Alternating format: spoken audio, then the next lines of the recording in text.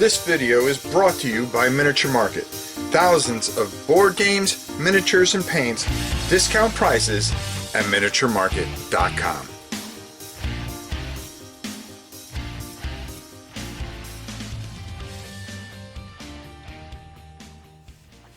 Hey everybody, it's your old pal Ron. Today we're going to be talking about a game that I hold very dear to me, and it just reminds me of the olden days. And having that nostalgia, that old school feel to things isn't a bad thing, or it isn't something that's just set for old people like myself. I think we hold on to things because we remember how things were to a degree. And I think when we show certain things, that it really kind of, it opens up a younger person's mind a bit and goes, oh wow, I never heard of these things. And that's why I like bringing things up like this. Tunnels and Trolls, you know, has been around for quite some time. And the big question is, does it still hold up today? Now, Dungeons and Dragons, let's just face it, is the 800-pound gorilla in the room. But to some degree, I almost feel as if it's lost its way in a way. It's become more, you know, visual with miniatures and so forth and so on, and has lost. It's lost that feel for the theater of the mind. Tunnels and Trolls is basically, it relies on the theater of the mind. It really does, especially if you're playing with a GM and a group.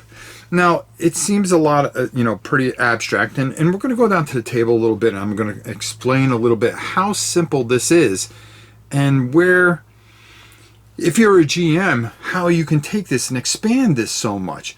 And that you can find this on Drive-Thru RPG, Tunnels and Trolls. There's so much content. If you're a solo player, especially nowadays with how things are very, very different.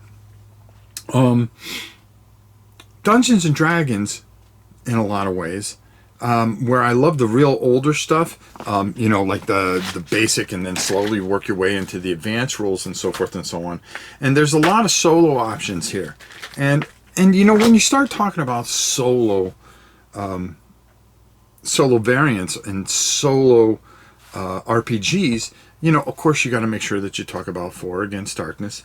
You talk about D100, which are fantastic games in today's setting.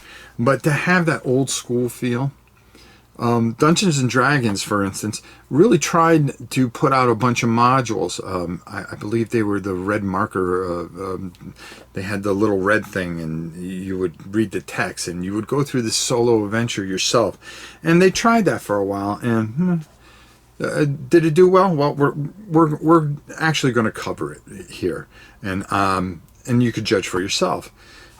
Tunnels and Trolls, because of how varied it is and so much it could do, all the supplements that were put out were kind of like choose your own adventure type of booklets, but with a lot of twists and turns.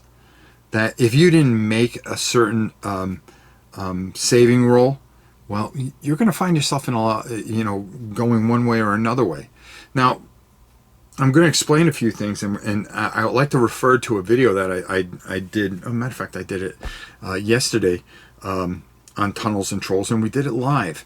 And my character was lucky enough to have overpowered strength and a good ad. And I'll explain what all these things are. But it really came down to one roll, and it was a luck roll. And I had to make a certain number, and I just barely made it. If I did not make that number, the whole game would have turned a different way. Even though I was great at combat, and because this was a combat heavy type of scenario, I was like mowing through things pretty easily. But then all of a sudden, just that one thing can just change everything in an instant. And that's the thing with Tunnels and Trolls. your numbers for your dexterity, your constitution, your speed, your luck, your IQ, your wizardry, your charisma, they all play an intricate part. So we're going to go down to the table real quick. I'm going to explain things a little bit, and hopefully you'll understand how they work. And I'm going to work off a sheet that isn't correct. It wasn't proofread, to be honest with you. But we're going to take a look, and then we're going to come back, and I'm going to talk why this holds up so well and why you need to go out and definitely check this out. So let's go down to the table. So you can get this book. Now, I printed it out this way, and there's a lot to this, okay? But you're going to find that this is a very simple system, and I'm going to explain it to you, and you're going to understand it by the time I'm done. There are so many things that they put in here that can, so you can use that theater of the mind. Now, if you're a soloist, well, they have these wonderful, wonderful adventures where you're going to be reading something, and then it's going to point you to another direction. But the real part of these solo experiences really come down to your character and how you roll up your character. Now, you take each attribute, such as strength, and you roll. And believe it or not, I rolled 3 1s. Okay, well, that's actually really great because I wanted to talk about that. Now, you would think you would have a strength of 3, but because I have 3 of a kind, okay, I get to roll again and add that to there. And wow, that's really bad. 5, I have a strength of 8. Well, that wouldn't be a very strong character. We may want to use something else. But there are times that you might roll a whole bunch of different things. Like for instance, here we have a 9 here, and that might be our constitution. That would be considered our health. We have a health of 9. But you're going to roll these dice, and as you can see, that's a nice roll of 14. And that would go in our dexterity. Okay, and you would work your way until you filled all these areas. Now, anything over 12, you're going to take that number and you're going to add it. For instance, here I had rolled some really decent. I rolled 3 of a kind, and then I was able to roll again. And because of that, I came up with a number of 22. Now, over 12, that's 10. That's going to go to your combat ad, and I'm going to explain that very shortly. Constitution, well, that's not over. You're going to have certain things that you're going to pull, like your luck. I was 1 point over, so I would add that here. My dexterity, I was 5 points over 12, so I add that to there. And then my speed, I was 3 over. I add that, so I have a total of 19 to my adds. This is a number that you're going to use for combat and other certain checks. You're going to roll for your money as well, and you're going to times it times 10. Right there, well, that isn't too bad. That's $110 that you're going to get to spend. And you're going to attribute money and things like that. Now, let's talk about fighting things, okay? And combat. And I want to show you how simple this is. And this is where we take certain things and we go with it. Depending on our weapon, for instance, I have an axe here, which is going to give me 4 dice. And because I'm level 2, and how I determine I'm level 2, is you take the highest attribute you have, and then the tens number, that's going to determine what level you are. So if you keep adding points to your strength, but you don't take care of any of your other stuff, well, you're going to end up, if you finally hit 30, well, guess what? You're going to be level 3. And what that means is that as you level up, your target number for things are going to go up. So in first level, it's your target number may be a 20, then a 25, then a 30 for level 3. Well, that's fine when you're rolling strength attributes, but it hurts you when you roll something that has to do with your constitution. If you're a level 2, you need a 25. Well, that's impossible. Okay? Or let's take our dexterity. That's our health, actually. Sorry. So 17 and on a 25. Well, that's not as easy as you think, because now you need an 8, because you're going to roll 2 dice and you're going to add that number to it. Well, look at that. I just barely made it. Right? 5. 6, 7, 8. Yes, that's 25, 17, 25. So I was able to make any kind of test that I took there. But if you roll under a 7, you are going to fail that. Now in combat, and this is where the theater of the mind really comes together for you, okay? Your monster rating, okay? You may have a monster that is, let's say 30, okay? They're going to get, number of dice that they're going to get is 4. So what you're going to do is you're going to take that 30, okay? And that's going to be their hit points. Seems pretty simple, right? Then what you do is you cut that in half, all right? And that's 15. So you're going to, their add is 15, okay? Now, they are going to roll 4 dice against you. There are certain situations where you may just have them roll 3 or whatever, but they are going to roll their 3 dice. And wow, that's bad for them. That's 5, okay? So they're going to take the 5 that they rolled and add it to the 15 for 20. Okay? So that's what they rolled. Now it's our turn. Now, if you remember, we talked about our add, which is 19. So we're starting with 19, and we have 4 dice because we have an axe. And because we're level 2, we get 2 more additional dice. We're going to roll all these and roll those together. And that's going to be 10, 20, 2. Boy, we could have done a better job there, right? So we have 22. So we're going to take the 22 here, okay? And we're going to add it with our 19, okay? And I'm trying to do this upside down here. So we add those two together, all right? So we're going to have 41 for a total. We're going to subtract that from the 20, okay? That means we beat that creature by 21 points, okay? And we are going to take that 21 off that 30, which means that that creature is going to be left with 9, okay? Also, what's going to happen is this is going to be halved, rounded up, okay? So this becomes an 8. So their add becomes an 8 because of the damage that we were able to do. So they are plus 8 on their next roll. And then you're going to continue until 1 is left standing. Pretty simple system. Now, say that we had something that required luck, okay? And we're level 2, again, 25. But it's going to be really hard to get 25 here, okay?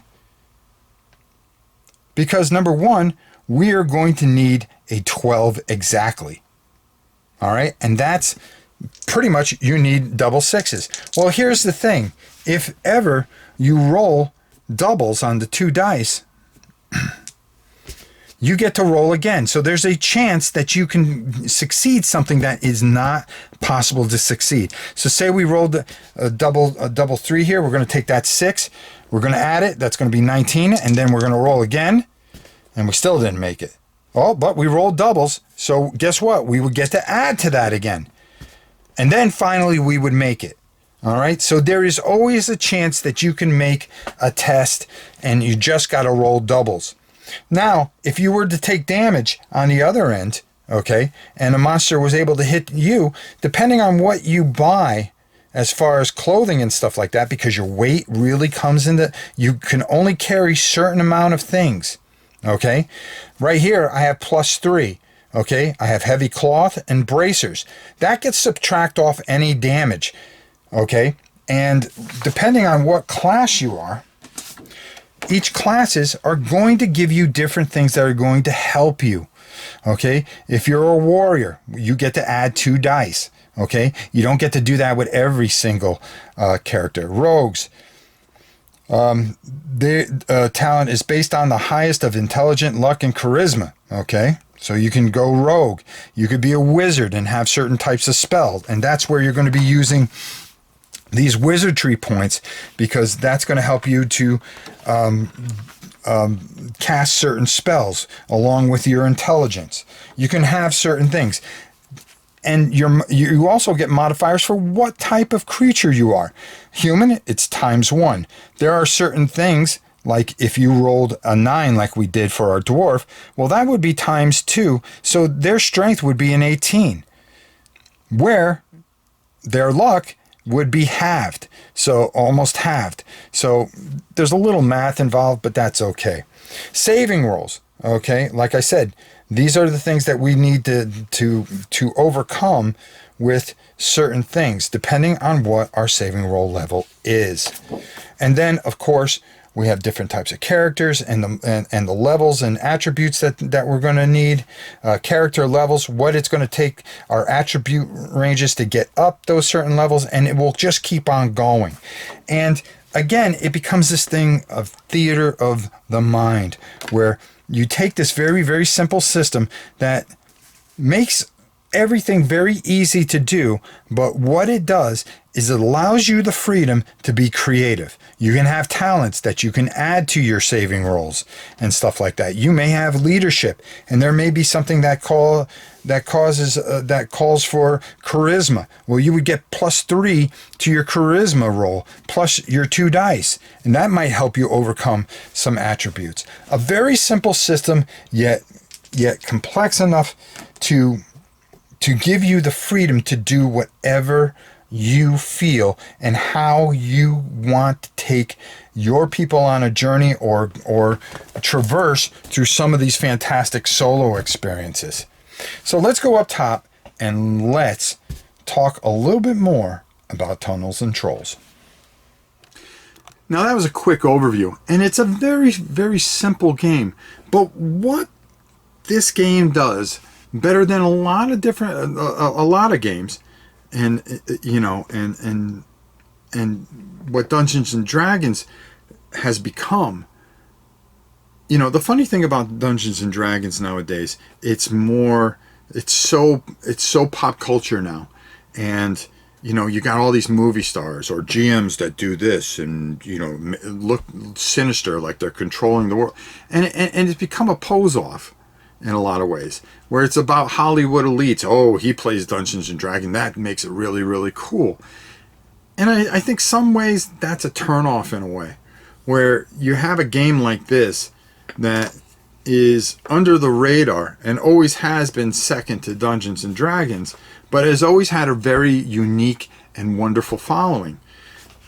But when you talk about role-playing, you're talking about theater of the mind, not being able to go on to play through a computer.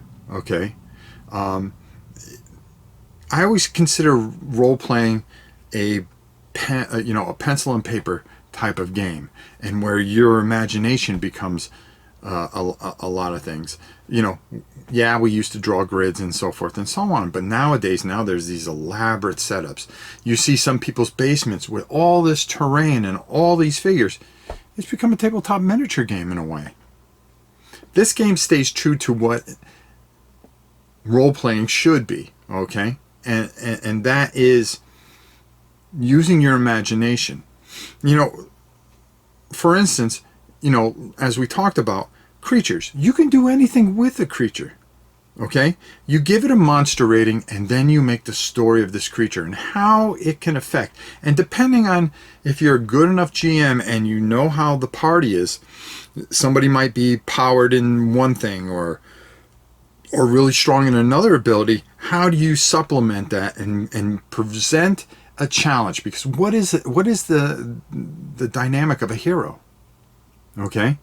Someone that faces impossible odds. Not just, I'm going to name this person a hero. It's overcoming, it's facing impossible odds and yet facing it and overcoming it. And that's what determines a hero. Okay, and so how do you make this party of wannabe heroes, heroes? You give them challenges. And this gives you the flexibility to develop anything that you want to fit your story. Certain checks to make things tough. Oh God, should I try to make this check, or should I just walk away from this, or should I? There's decisions that are to be made. And in the solo game, okay, how the story plays out with a lot of these supplements. And there are tons and tons of solo supplements. And in nowadays, when it's hard to do things with people, you have this theater of the mind in these beautiful supplements that tell these elegant stories that take your character and just, it puts you in situations. This is why this game holds up. Okay? Simple. Yeah, it's a little math heavy. But it's how you perceive it and how you roll with it in a group. I mean, this is one of those games that you can play over Skype very easily. Okay? It's very simple. Just have a whole bunch of D6 and get ready to go. A lot of people will complain that some things become overpowered and so forth and so on, but how do you supplement that? Okay? How do you overcome that? Well, easy.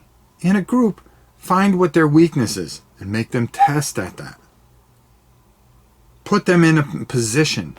And that's what Tunnels and Trolls does. Okay? It's open world imagination, and you can do anything. You could take a supplement, GM it, and twist and turn with it. Or you can invent your own stuff. There's plenty of world here for you to discover and enjoy. This is a very special game, and you can find it on Drive-Thru RPG. Okay? Go check it out. Check out the rulebook. Listen, to get going, it's not going to cost you anything that much. Okay? Under $20, you can get the rulebook. It comes with a supplement for a GM and a solo supplement in the deluxe version. Give it a try, and you'll see what I'm talking about. Okay? And then you can decide whether or not it's for you. But I highly suggest it. I think it's something special. Listen, Drive-Thru RPG is doing a lot of fantastic things. Okay? It's allowing us to get that stuff that we cannot get anymore and be able to own it ourselves and print it out and enjoy these fantastic experiences. 5 years ago, they came out with a huge box set of it. Of course, you can't touch it now because, if you wanted the hardcover stuff. But you can print this stuff out and you can bring it in and you can find a great old school RPG where you are using that gray matter, that thing between your ears. And for me, that is where role-playing is. Don't get me wrong. This isn't a cut on Dungeons and Dragons because I love Dungeons and Dragons more than you can ever know. But taking and bringing something like this back, I think it's something that a lot of you that don't know about this will discover, find a fascination in it. We did a playthrough so you can get a feel for it. And then you make a decision for yourself. And maybe you'll see that I'm not just talking out of my back end. Okay? Role-playing is a theater that you get to express your mind. You get to express and be creative within the space between your ears, not all laid out for you. And I think that's what the beauty of role-playing is being able to be creative, to use that gray matter, and to have a really wonderful experience. Go check it out on Drive-Thru RPG. You can't go wrong. Tunnels and Trolls. Something very special. Until next time, it's your old pal Rob. We'll see you soon.